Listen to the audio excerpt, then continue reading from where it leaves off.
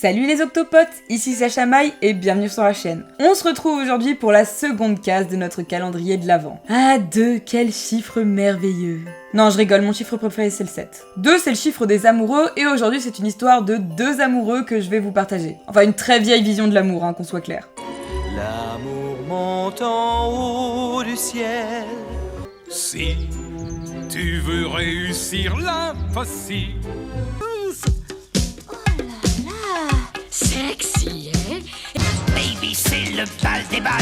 Les punaises deviennent hystériques. Pousselina ou Poussette au Québec, Thumbelina, est un film d'animation réalisé par Don Bluth en 1994, adapté du conte de Hans Christian Andersen, La Petite Poussette. Ce film raconte l'histoire de Pousselina, une jeune fille pas plus haute que la taille d'un pouce. Élevée à la ferme par sa mère, sa vie va être chamboulée par la rencontre du prince des fées Cornelius, dont elle tombe éperdument amoureuse. Alors que celui-ci lui a demandé sa main, Pousselina se fait enlever durant son sommeil. En effet, Cornelius n'est pas le seul à vouloir épouser la demoiselle. Crapauds, cafards et taupes, tous veulent sa main. Pousselina devra redoubler d'efforts pour échapper à tous ses prétendants et réussir à rentrer chez elle et retrouver le beau Cornelius.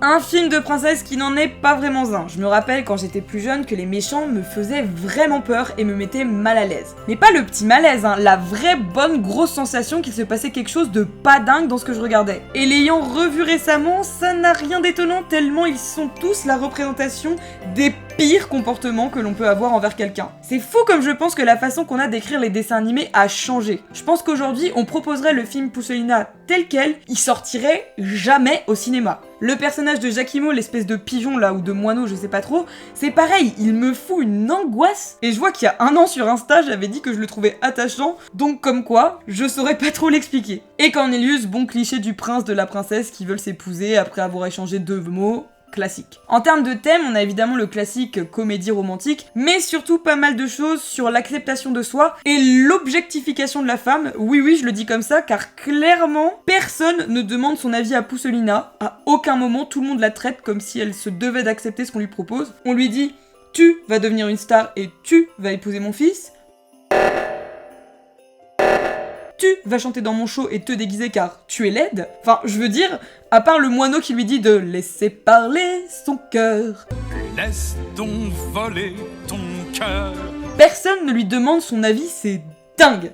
Personne. Ça m'a fait plaisir de revoir ce film, mais c'est exactement comme le bossu de Notre-Dame. Quand tu le regardes une fois que t'as grandi, tu te rends compte de beaucoup de choses. Le film dure 1h20 et est disponible en assez mauvaise qualité en entier sur YouTube, mais on peut également le voir sur Disney+, pour ceux qui possèdent un abonnement. Vous inquiétez pas, je vous présenterai d'autres romances de mon enfance moins perturbantes que celle-ci. On se retrouve demain pour un nouveau long métrage.